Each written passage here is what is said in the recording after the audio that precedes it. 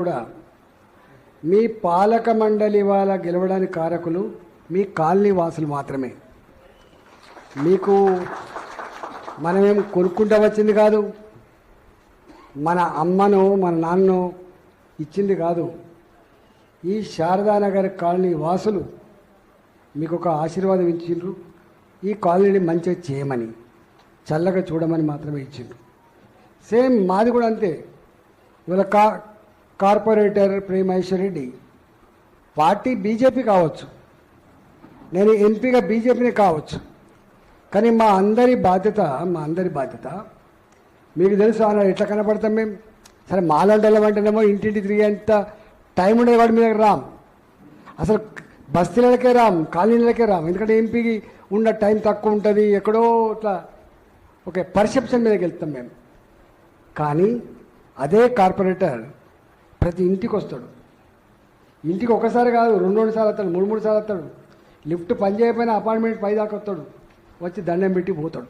కారణం ఏంటంటే ఈ ప్రజాస్వామ్య వ్యవస్థలో ఇవాళ తను కార్పొరేటర్ గెలవాలంటే ప్రతి ఓటర్ని కలవాల్సిన ధర్మం ఉంటుంది. కాబట్టి ఆయన ఆనాడు ఎట్లయితే 4 ఫ్లోర్లైనా 5 ఫ్లోర్లైనా లిఫ్ట్ పనిచేయకున్నా కూడా నీ దగ్గరికి వచ్చిండు ఓటుకు 5 సంవత్సరాల కాలం పాటు మళ్ళీ అట్లనే పనిచేసేటువంటి సంస్కారం, బాధ్యత తప్పకుండా ప్రజాప్రతినిధికి ఉండాలి అంటున్నాను.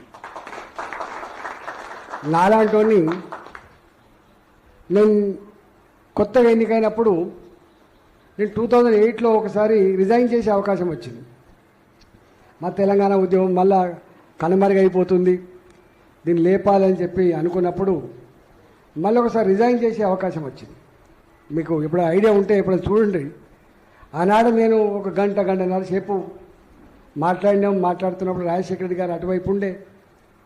మేము ఒక మాట చెప్పినాం. మేము నాలాంటి సామాన్యమైన బిడ్డ ఎమ్మెల్యే కావడానికి కారణం డబ్బులు కాదు, పార్టీ మాత్రమే కాదు, తెలంగాణ యావత్ ప్రజానికం ఈ బిడ్డలు గెలవాలి, ఆశయం నెరవేరాలని చెప్పేటువంటి ఆశీర్వాదంతో గెలిచినాం. మేము తెలంగాణ ఉద్యమం పెట్టిన తెలంగాణ ప్రజలిచ్చిన భిక్ష మాత్రమే అని చెప్పినాం మేము. అందుకని అది వాళ్ళు ఇచ్చింది, ప్రజలు ఇచ్చింది కాబట్టి మళ్ళీ ప్రజల కోసం దాన్ని రిజైన్ చేస్తా అని చెప్పినాం. అట్లా అనేక సార్లు ఉంటాయి మా ఉపన్యాసం. ఇవాళ మాలాంటి సామాన్యులం మొన్న ఈ పార్లమెంటుకు వచ్చినప్పుడు చాలామంది అన్నారు, అరే నువ్వు నీది ఎక్కడో కరీంనగర్ అంటే, అరే మేరా పహచాన్ మలక్పేట్, మేరా పహచాన్ మలక్పేట్. ఏ వీళ్ళు ములికి అంటారు, వీళ్ళు నేను కూడా ములికినే ఇక్కడ. మై అస్లీ ములికి హూ. నేను నాది స్కూల్ కేశవరావు హై స్కూల్ నాది. చిన్నప్పుడు నేను ఆలియా కాలేజ్ చదువుకున్నా, సైబర్ సైన్స్ కాలేజ్ చదువుకున్నా. నేను ఇక్కడ తిరిగిన బాపతో నేను కాబట్టి చాలామంది అన్నారు, अरे आप तो करीमनगर का है ना? यस करीमनगर का हूँ, मगर నాలాంటోడు కరీంనగర్ ఓడు లేకపోతే ఖమ్మం అంటాడా? తెలంగాణ ప్రజలు మెచ్చిన బిడ్డ అనేటువంటి ఫీలింగ్ నాకు ఉంటుంది. అట్లా నేను వచ్చిన. నాకు అదృష్టం ఏంటంటే ఇవాళ ఈ ఎల్బీ నగర్ నేను అనుకున్న ఎంతెంత ప్రయత్నం జరిగిందో మీకు ఎరక. అసలు మీరు నమ్మరు. వాళ్ళు అదే పనిగా పైసలు నమ్ముకున్న వాళ్ళు పైసలు నమ్ముకున్నోళ్ళు, దౌర్జన్యం నమ్ముకున్నోళ్ళు, అబద్ధాలు నమ్ముకున్నోళ్ళు. కాబట్టి నేను చెప్పేది ఎక్కడ చూసినా నేను ప్రజలు నమ్ముకున్నోడిని, ధర్మాన్ని నమ్ముకున్నోడిని, శ్రమని నమ్ముకున్నోడిని.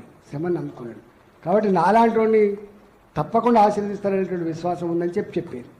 అట్లా ఇక్కడ ఎన్నికలు అయితే నేను ఆనాడు శారదానగర్ రాలే, నేను ఆనాడు గడ్డనగర్ రాలే, నేను సరూనగర్ రాలే. నేను అయినా కేవలం ఈటల వచ్చిండు బిడ్డడు, ఈయన ఈ చరిత్రకి ఇదని చెప్పి ఎవరికి వాళ్ళుగా మననం చేసుకొని ఏ ఇంటికి ఆ ఇల్లే, ఏ కాలనీకి ఆ కాలనీ గొప్పగా ఆశీర్దిస్తే నాలాంటి ఇచ్చిన మెజార్టీ ఒక్క ఎల్బీ నగర్ నియోజకవర్గంలో నాకు వచ్చిన ఓట్ల శాతం మళ్ళీ ఎప్పుడు రాకపోతే రికార్డు 60% ఓట్లు వచ్చింది. నాకు 65% వచ్చింది.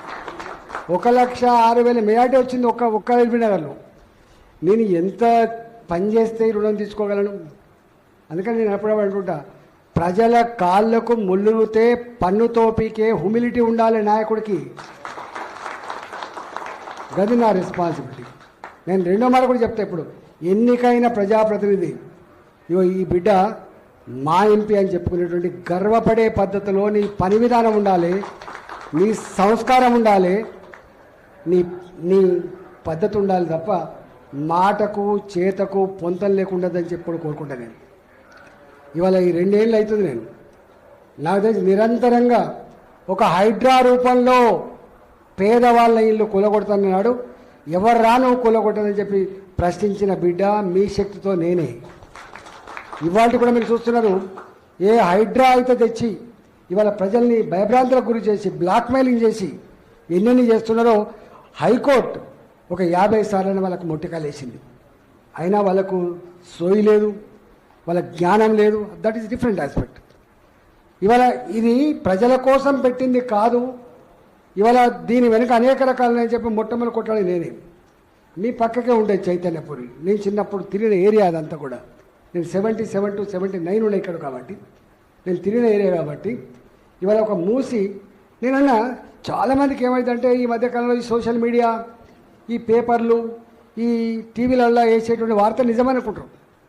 ప్రభుత్వం నిజంగా చెప్పేదానికి చేసే పనికి పొంతన ఉందా ఆలోచిస్తే మీరు ఇక్కడ కూడా.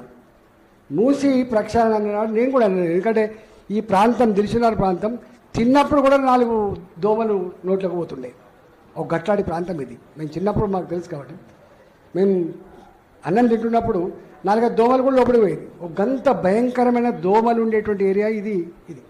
ఈ వాసన ఏందో, ఈ దోమలేందో, ఈ బతుకులేందో చూసినాడు కాబట్టి అన్న నిజమే.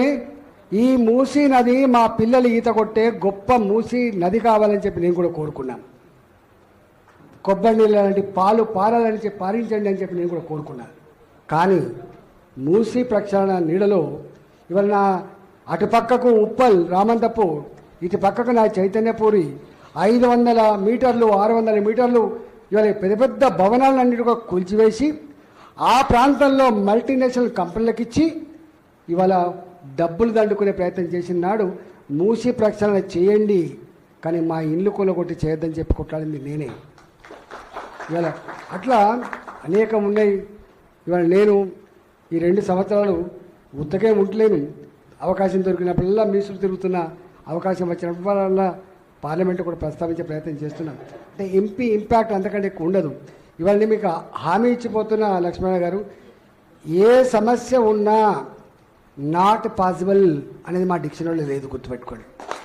If it is for people, ప్రజల కోసం అయినప్పుడు, ప్రజల అవసరాల కోసం అయినప్పుడు చట్టాలు చేసేది దేవుడు కాదు, చట్టాలు చేసేది ఇలా ప్రభుత్వాలు. కాబట్టి ఇది మా రూల్లో లేదు, ఇది మా ప్రొవిజన్లో లేదు. No, everything is possible through commitment and conviction. కాబట్టి ఇవాళ మీకు ఏ పనున్నా మాకు చెప్పండి, తప్పకుండా చేసి పెట్టే ప్రయత్నం చేస్తా అని చెప్పి మీకు మాట ఇచ్చిపోతున్నా.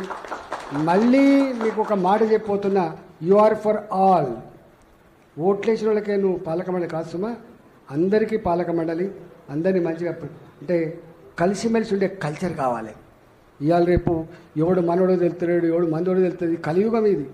మనిషిని మనిషి చీటు చేసేటువంటి యుగంలో, ద్వేషించుకునే యుగంలో ఇవాళ ప్రేమను పంచే మనుషుల మధ్య అల్లిక, ఇవాళ అల్లికలాగా ఉండి కలిసిమెలిసి నవ్వుల మధ్య కూర్చోగలిగేటువంటి కల్చర్ ఉండాలి, సంతోషాల మధ్య ఉండేటువంటి కల్చర్ ఉండాలి. ఆయనింటికి ఈయన పోవద్దు, ఈయనింటికి ఆయన పోవద్దు, ఈయన కొటేషన్లు ఆయన కొటేషన్లు అనే కల్చర్ కాకుండా కొంచెం కలిసిమెలిసి ఉండేటువంటి శారద నగర్ వీఆర్ వన్. మేము ఏకతాటి మీద ఒకే గొంతుతో మా సమస్యల పరిష్కారం కోసం పనిచేస్తామనే పద్ధతిలో ఇవాళ. ఎందుకంటే మీరు 30 ఏళ్ళ తర్వాత అంటున్నారు, మీరు బెంగాల్లో చూస్తున్నారు, బెంగాల్ ఏం జరుగుతుందో మీరు చూస్తున్నారు. కాబట్టి ఇవాళ ప్రజలు ఎప్పుడు కూడా శాంతిని కోరుకుంటారు, ప్రేమను కోరుకుంటారు, అభివృద్ధిని కోరుకుంటారు తప్ప దీనికన్నా భిన్నమైనది ఎవరు కోరుకోరు. కాబట్టి దానికోసం మీకు సంపూర్ణంగా మీకు అండగా ఉంటా అని చెప్పి హామీ ఇస్తూ ఇవాళ మీ ప్రేమకు